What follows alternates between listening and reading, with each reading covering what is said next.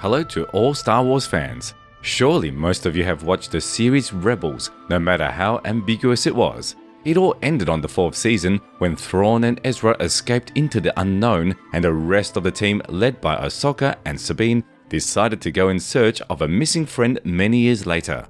How this risky operation will turn out for them, we will find out very soon with the premiere of the series Ahsoka.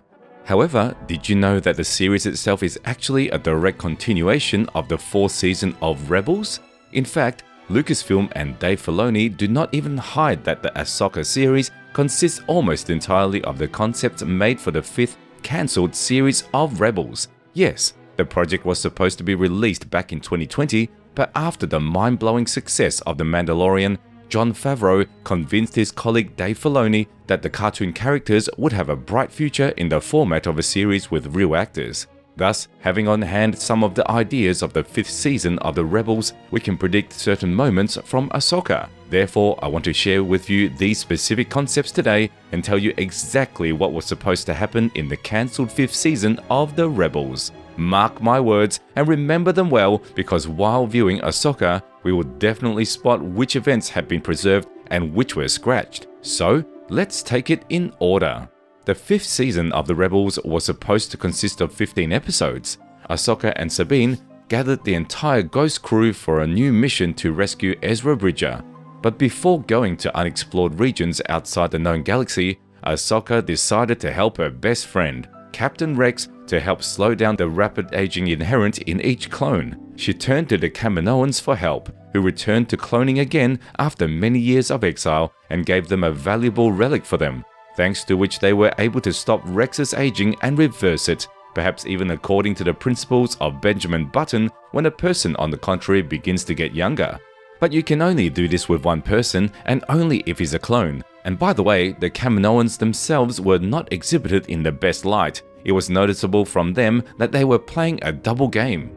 Probably because at that time, and this is a few years after the 6th episode, the Emperor was already preparing for a revival and the officers of the Imperial Remnant were doing cloning with the help of the Kaminoans. It was clearly demonstrated to us by the example of Moff Gideon in Mandalorian. In the old Star Wars canon, the already mentioned Grand Admiral Thrawn also created clones inside Mount Tantiss on Wayland, shown in the Bad Batch. Moreover, Thrawn later also had a clone, but these are very distant ideas of the old canon, and it is not worth to dig into so far. Prepare for the journey. Ahsoka turns to the New Republic for help, and we are shown the full Senate meeting on Coruscant, but Mon Mothma refuses Ahsoka's request due to the fact that the Republic cannot waste valuable resources on unknown projects, and traveling to unexplored regions of space is a very costly and risky enterprise. And earlier, many years ago, the pre-prequel Republic had already failed in this with the Outbound Flight project. In addition, the New Republic is engaged in a disarmament program. It's funny, of course, what a difference there is between the new and the old canon, because in the old Mon Mothma, on the contrary, increased military power and even resorted to the help of smugglers who agreed to hijack ships of varying degrees of firepower for the New Republic. Upon hearing the refusal, Ahsoka and the Ghost team decide to personally go beyond the edge of the known galaxy. Actually, the meeting of the Senate, headed by Mon Mothma, was shown to us via voice communication in a trailer of Ahsoka. Meanwhile, in unknown regions, Ezra Bridger and Grand Admiral Thrawn lost in space became allies for the sake of survival, but this idea was most likely abandoned since the series Ahsoka, Thrawn is presented with a whole new army of zombie stormtroopers behind his back. I doubt that Ezra would have appreciated it. Also, the 5th episode of the Rebels would show us the dominance of the Chiss, the race to which Thrawn belonged, and special attention would be paid to their confrontation with another militant race called the Grisks. The Grisks are a race living somewhere in the unknown regions of space. Semi-mythical creatures that only a few have met. They are said to be wanderers without a permanent home, wandering through space in such numbers that they are capable of destroying stars. They are said to be terrifying warriors, overwhelming their opponents with numbers and ferocity. This race is canonical. It has been given a lot of time in the canonical trilogy about Thrawn, and given that the events of the series Ahsoka would take viewers to unknown regions of the galaxy, the probability of seeing Grisks is extremely high. In the 5th season of the Rebels, they are presented as the main threat and acted as antagonists of the animated series.